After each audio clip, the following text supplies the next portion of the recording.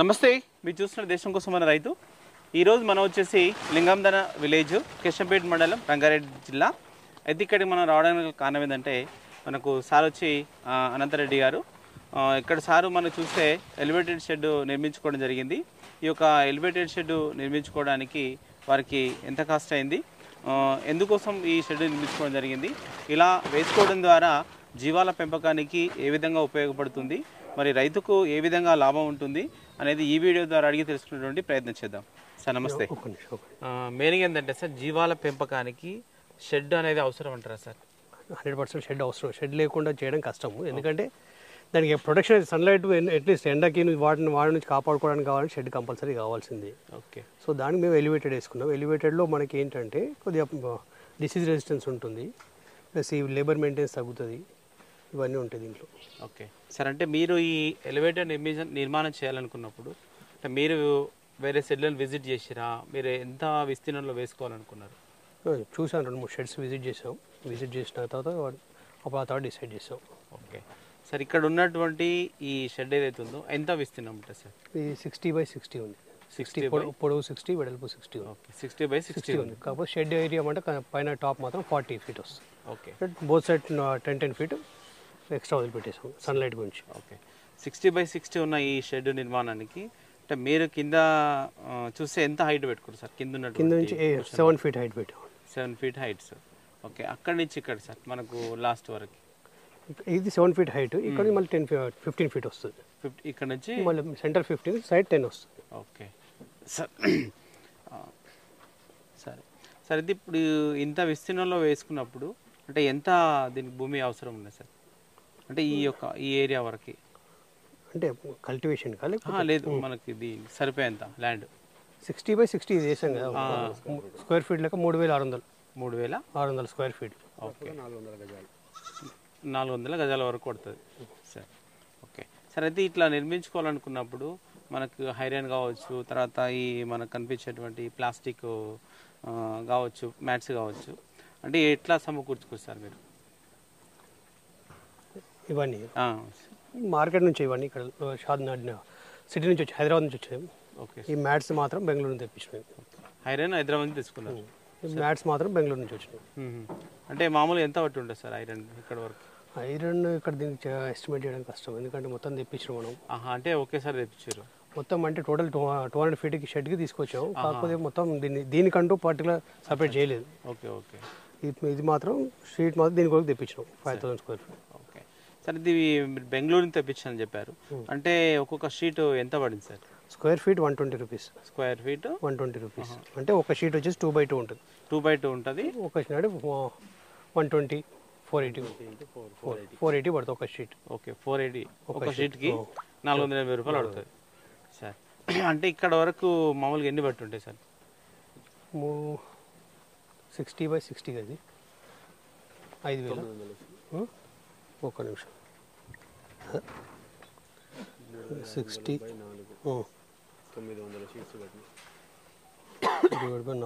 900 sheets. Okay, అంటే ఈ 60x60 వరకు 900 షీట్స్ వరకు పట్టినాయి సార్. అయితే ఇక్కడ చూస్తే మనకు ఫీడర్స్ తర్వాత కొంచెం కనిపిస్తున్నాయి, అంటే ఇవి ఇక్కడ చేయించుకున్నారా? మరి ఇక్కడ చేయించినాయి ఇవన్నీ. ఇక్కడ casing pipe line, casing pipe తీసుకొని కట్ చేసినాం. అది ఒక ఫీడర్ అయిపోయింది. డ్రమ్స్, ఇవి ప్లాస్టిక్ డ్రమ్స్ హాఫ్గా డివైడ్ చేసి ఈ విధంగా చేసాం. ఓకే, అయితే ఇప్పుడు ఈ ఫీడర్స్, డ్రింకర్స్ తర్వాత ఇక్కడ వరకు కట్టడం కానీ అంటే మళ్ళీ ఎట్లా సార్? ఇప్పుడు చేసే వాళ్ళను మళ్ళీ వాళ్ళకి ఎంత ఖర్చు అయింటుంది? వాళ్ళకి అంటే 2 lakhs వరకు ఖర్చు అయ్యింది. ఓకే, ఇప్పుడు వేసినంత వరకు 2 lakhs వరకు ఖర్చు అయింది. సో మనకు కొంచెం ఈ యొక్క షెడ్ వివరాలు అయితే మనకి ఇచ్చిండు. తర్వాత ఈ షెడ్ నిర్మించుకున్న తర్వాత ఏంటంటే మనకు మేకలు అనేటివి ఎక్కడి నుంచి తీసుకోవడం జరిగింది, ఎలాంటి మేకలు ఎంచుకున్నారు, ప్రస్తుతం మరి ఎన్ని మేకలు ఉన్నాయి, వీటికి కావాల్సినటువంటి మేత కానీ తర్వాత ఏమైనా దానా ఇస్తుంటారా, ఫీడ్ ఏమి ఇస్తుంటారు, కంప్లీట్గా షెడ్లోనే ఉంచుతారా, బయట తిరుగుతుంటాయా, ఇట్లా పూర్తి వివరాలు మరి. నా పేరు విజయనాథ్ రెడ్డి. ఓకే సార్, మేకలు వచ్చేసి మనం ఉస్మానాబాద్ బ్రీడ్ని ఎంచుకున్నాము. ఓకే సార్, ఈ బ్రీడ్లో వచ్చేసి ట్విన్నింగ్ ఎక్కువ ఉంటుంది. 2 పిల్లలు వేయడం అనేది సర్వసాధారణం దీంట్లో. ఓకే, కొన్ని రేర్ కేసెస్లో 3 పిల్లలు కూడా ఇస్తాయి ఇవి. ఇంకొకటి పాల ఉత్పత్తి అనేది వీటి దగ్గర కొంత ఎక్కువగా ఉంటుంది కాబట్టి మనకు సర్వైవల్ రేట్ ఎక్కువ ఉంటుంది కాబట్టి మేము ఉస్మానాబాద్ ఎంచుకోవడం జరిగింది. ఓకే, ఉస్మానాబాద్ నుంచే తెచ్చాం. సరే.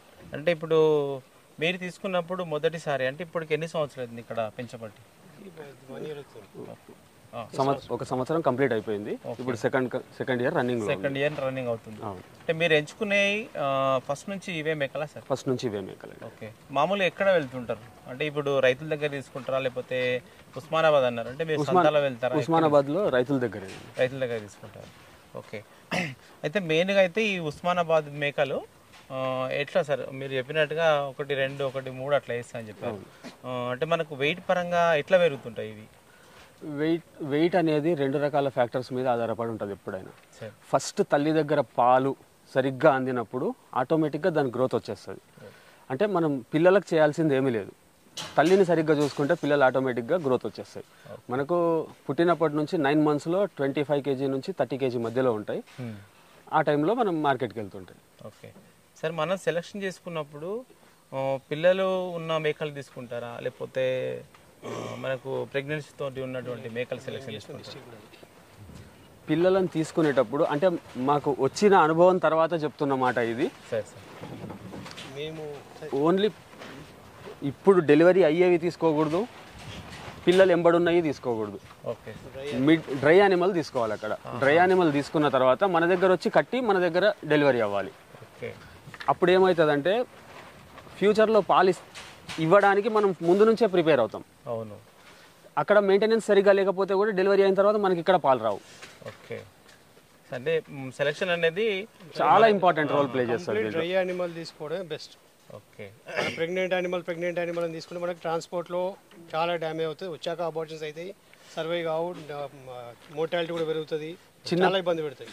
ఒకవేళ చిన్న పిల్లలతో అక్కడే డెలివరీ అయినవి తీసుకుంటే ఏమవుతుంది, ఇక్కడికి వచ్చే వరకు దీని యూరిన్ దాని యూరిన్ మొత్తం పిల్లల మీద పడుతుంది. ఏ తల్లి పిల్లని యాక్సెప్ట్ చేయదు, అంటే ఇది నా పిల్ల కాదు అనుకుంటుంది.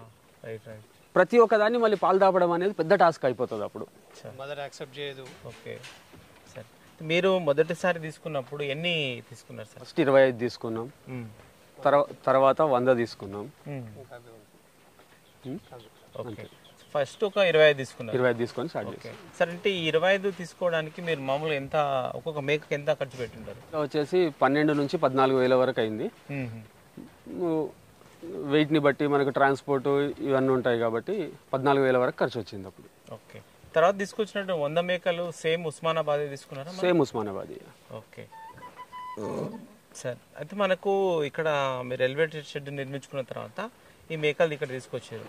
అంటే మనకు అక్కడ వాతావరణానికి ఇక్కడ సెట్ కావడానికి అంటే మీరు రాగానే వాటికి డివార్మింగ్ కానీ తర్వాత వ్యాక్సిన్స్ కానీ అవన్నీ ఏమైనా ఇస్తారా? మళ్ళీ ఎట్లా తీసుకుంటారు లోపలికి షెడ్లోకి? ఫస్ట్ రాగానే ఒక 20-25 days మాత్రం సపరేట్గానే పెడతాం, వీటిలో కలవనివ్వం.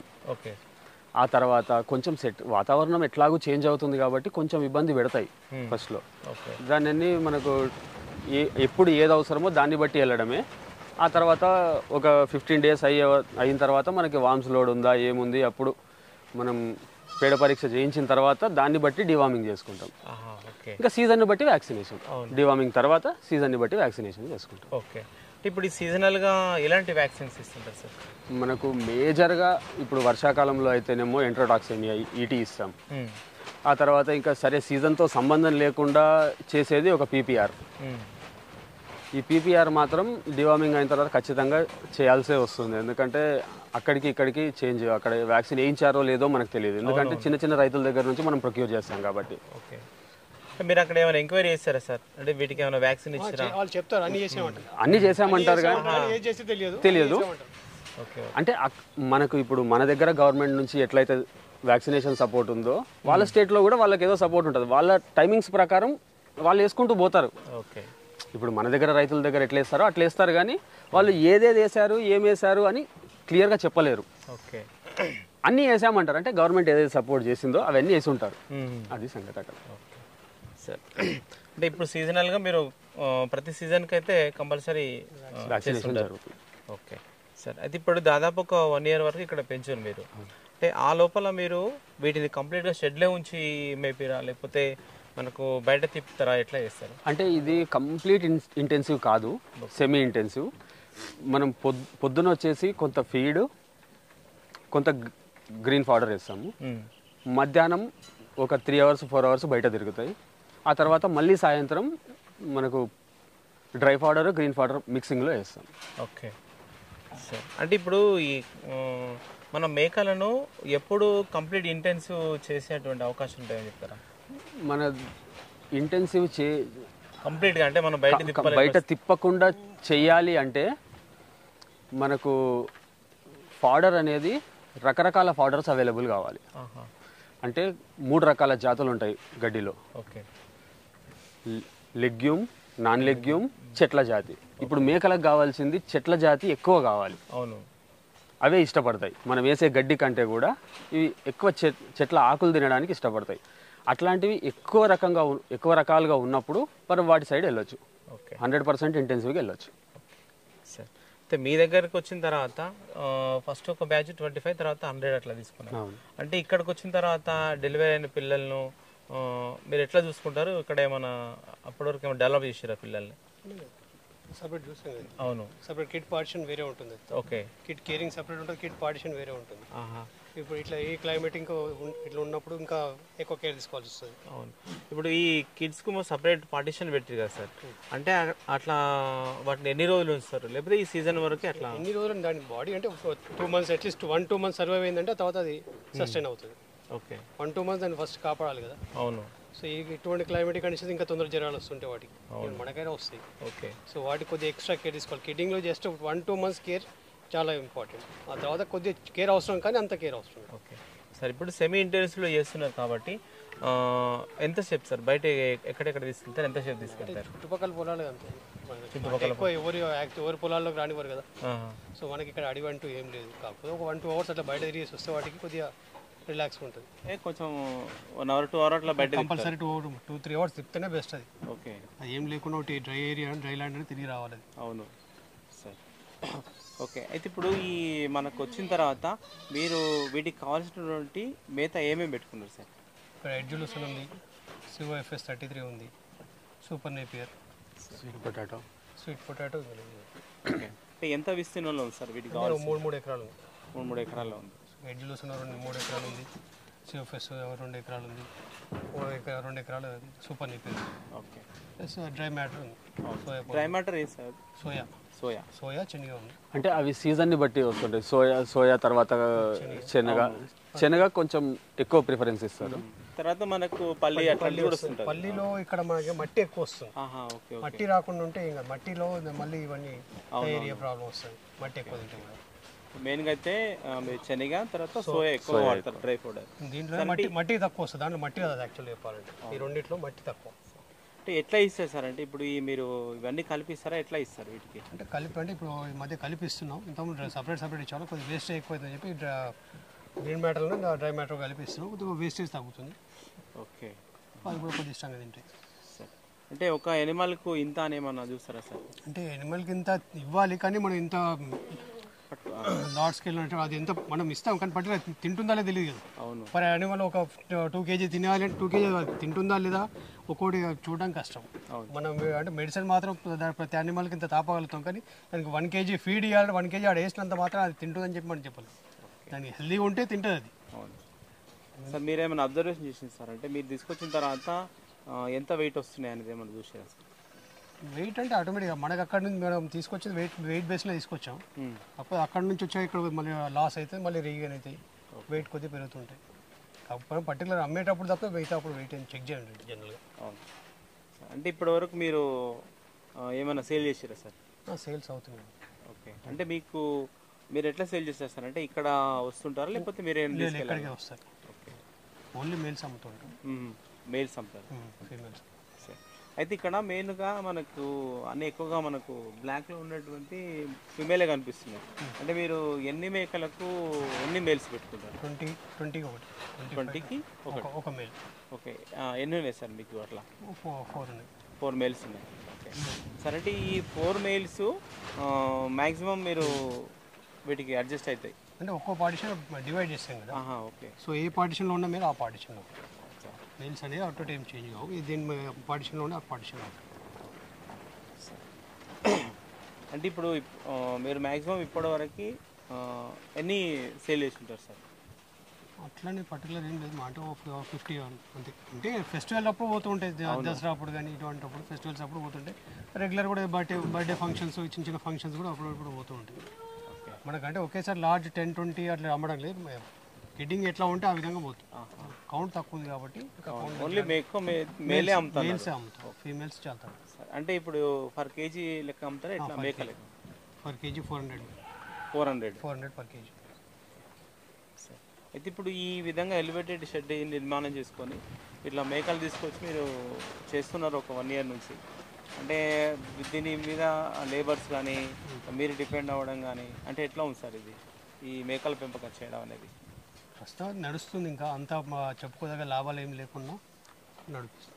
వీడియో ఇక్కడ ప్రస్తుతం అయితే మనకి 60x60లో షెడ్ అయితే నిర్మించుకోవడం జరిగింది ఎలివేటెడ్. ఇది మెయిన్గా ఏంటంటే మనకు మేకలు వేసేటువంటి ఎరువు ఏదైతే ఉందో, మరి యూరిన్ ఏదైతే ఉందో మనకు కంప్లీట్గా కింద పడిపోతుంది కాబట్టి మనకు మేకలకు కొంచెం డిసీజెస్ నుంచి ఫ్రీ అయ్యేటువంటి అవకాశం ఉంటుంది. ఇట్లా పైన ఉండడం ద్వారా మనకు చాలా అయితే బెనిఫిట్స్ ఉంటాయి. అందుకోసం ఇలాంటి షెడ్ నిర్మించుకోవడం జరిగింది. మెయిన్గా ఇక్కడైతే మేకల ఎంపిక అనేది చాలా కీలకం కాబట్టి మరి సార్ వాళ్ళు అయితే ఉస్మానాబాద్ మేకలను తీసుకోవడం జరిగింది. వీటి యొక్క స్పెషల్ ఏంటంటే పిల్లలకు కావాల్సినటువంటి పాలు అయితే ఎక్కువగా ఉంటాయి. మరి ఒకటొకటి మినిమం 2 kids వరకు ఇచ్చే అవకాశం ఉంది, 3 కూడా ఇచ్చేటువంటి అవకాశాలు ఉంటాయంట. అందుకోసమే ఇలాంటి మేకలను ఎంపిక చేసుకొని అయితే పెంచుతున్నారు. ఓకే, ఇది వీడియో చూసినట్లయితే లైక్ చేయండి, షేర్ చేయండి, కామెంట్ చేయండి. సరే సార్, సరే సార్.